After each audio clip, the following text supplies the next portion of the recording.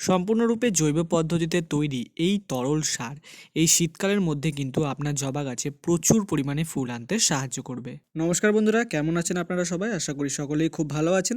আজকে আবার একটি নতুন ভিডিওতে আপনাদেরকে অনেক অনেক স্বাগত জানাই। শীতকালে কিন্তু সব গাছে জবা ফুল ফোটে না, তবুও কিছু কিছু ভ্যারাইটি রয়েছে যেগুলোতে কিন্তু জবা গাছ খুব ভালো ফুল দিতে পারে। তাই আপনার জবা গাছেও যদি ফুল সেরকমভাবে না আসছে অথবা গাছের স্বাস্থ্যের কোনো রকম উন্নতি ঘটছে না, গাছের রোগ পোকার আক্রমণ ঘটছে, তাহলে কিভাবে সেই সব থেকে মুক্তি পাবেন, তার সাথে সাথে গাছের গ্রোথটা খুব ভালো করতে পারবেন এবং গাছে বেশি পরিমাণে ফুল পাবেন, সেই বিষয়ে কিন্তু আজকের ভিডিওতে আপনাদেরকে বিস্তারিতভাবে বলবো। সবার প্রথমে আপনারা চেষ্টা করবেন যে এই শীতকালের মধ্যে গাছকে পুরো দিনের রোদটা দিতে।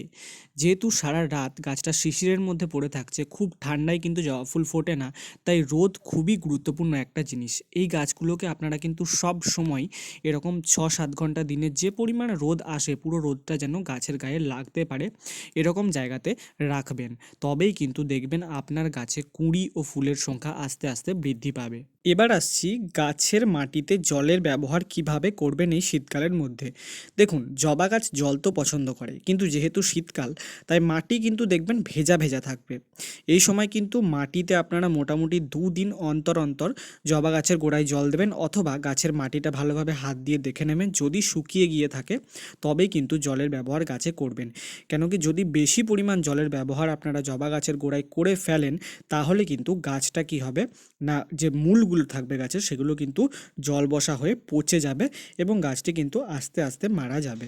এছাড়া শীতকালে দেখবেন একটা রোগ খুব বেশি গাছের মধ্যে হয়, সেটা হচ্ছে ছোট ছোট কালো কালো মাছির মতো এক ধরনের পোকা লাগে এবং মিলিবাগের আক্রমণ কিন্তু গাছের মধ্যে হয়ে থাকে।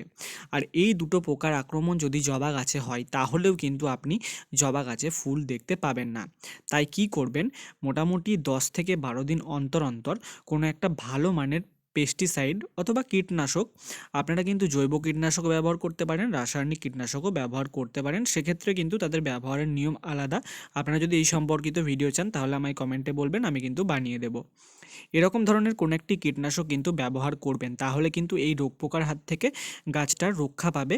তাতে করে কি হবে, গাছে আপনাদের ফুল কিন্তু বেশি আসবে, কুঁড়িও গাছের মধ্যে আসবে, গাছের স্বাস্থ্য কিন্তু ভালো থাকবে। এই সমস্ত যত্নের পাশাপাশি আপনাদের এই জিনিসটা কিন্তু গাছের মধ্যে ব্যবহার করতে হবে। এইটা হচ্ছে সেই ফ্রিতে তৈরি, সম্পূর্ণ বাড়িতে তৈরি একটি জৈব শক্তিশালী তরল সার, যেটি কিন্তু আপনার জবা গাছে প্রচুর পরিমাণে ফুল আনতে, হ্যাঁ শীতকালের মধ্যেও কিন্তু ফুল নিয়ে আসবেই আসবে, আর তার সাথে সাথে কিন্তু আপনার গাছের গ্রোথও খুব ভালো করবে। এটি হচ্ছে খোল পচা জল।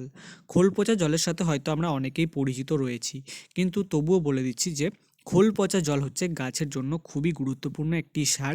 এটির মধ্যে কিন্তু প্রচুর পরিমাণে নাইট্রোজেন, ফসফরাস এই সমস্ত বিভিন্ন উপাদান রয়েছে, যেগুলো গাছের গ্রোথ বৃদ্ধিতে, গাছে ফুল আনতে সহায়ক হয়ে থাকে। এটি ব্যবহার কিভাবে করবেন, মোটামুটি 50 থেকে 100 গ্রাম খোল আপনারা 5 লিটার জলের মধ্যে 5 থেকে 7 দিন পর্যন্ত কোনো একটা ছায়াযুক্ত স্থানে ভিজিয়ে রেখে দেবেন। তারপর এই 5 থেকে 7 দিন পর সম্পূর্ণরূপে জলটা সারে পরিণত হয়ে যাবে, কিন্তু ডাইরেক্ট আপনারা এই সারটিকে গাছের মধ্যে ব্যবহার করতে পারবেন না।